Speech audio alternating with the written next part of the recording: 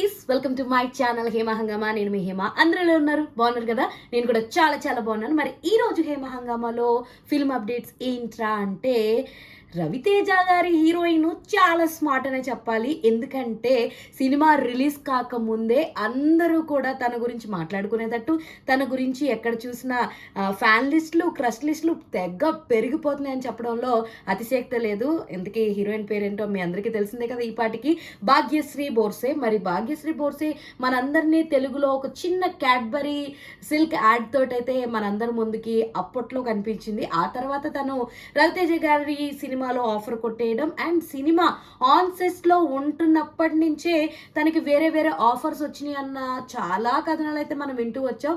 And రీసెంట్గా చూసుకుంటే అప్పటిదాకా ఆన్ సెట్స్లో ఉన్నప్పటికీ కూడా ఏజ్ డిఫరెన్స్ ఉందని చాలామంది చాలా వేరియేషన్స్ అన్నారు.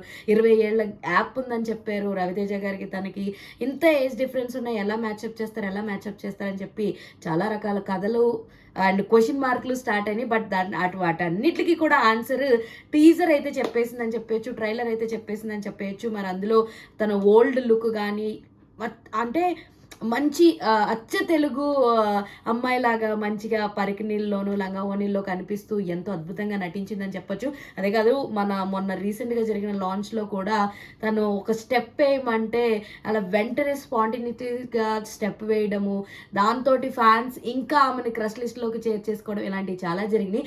ఇప్పుడు ఏంట్రా స్పెషల్ అని అనుకుంటే, సాధారణంగా మనం చాలామంది తెలుగు హీరోయిన్స్ని చూస్తూ ఉన్నాం. సో ఇన్నేళ్ళు వాళ్ళు తెలుగులో పనిచేస్తున్నప్పటికీ కూడా ఎవరికి తెలుగు సరిగ్గా మాట్లాడడం కూడా రాని హీరోయిన్స్ చాలామంది ఉన్నారు. బట్ తిను నార్త్ నుంచి వచ్చినప్పటికీ కూడా సో తన సినిమాకి తనే డబ్బింగ్ చెప్పుకుంది.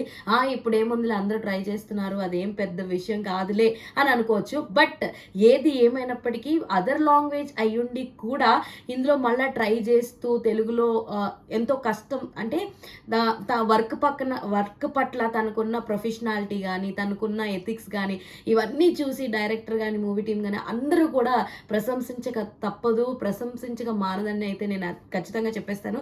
ఎందుకంటే ఇట్స్ నాట్ ఈజీ. ఇప్పుడు మనం అదర్ లాంగ్వేజ్ మాట్లాడాలి అని అంటే మనకి ఎంత ఈజీ ఏం కాదు కదా.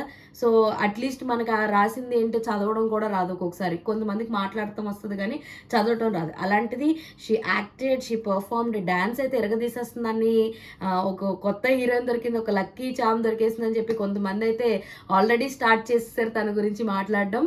సో మొత్తానికి ఈ సినిమా అయితే August 15th అయితే మన అందరి ముందుకి రాబోతుంది.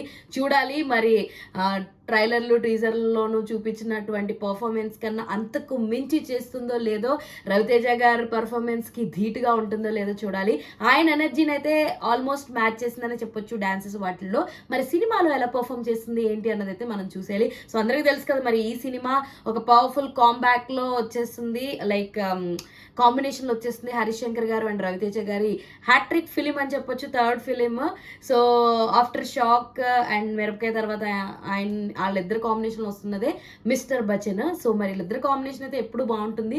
మరి ఈసారి ఎలా ఉంటుందో అయితే ఆన్ థియేటర్స్లో మనం చూసేయాలి. అది కూడా చూడాలి అంటే August 15 దాకా వెయిట్ చేయాల్సిందే. సో అప్పటి వరకు ఇలాంటి మోర్ ఇంట్రెస్టింగ్ అప్డేట్స్ కోసం ప్లీజ్ డూ ఫాలో హేమ హంగామా.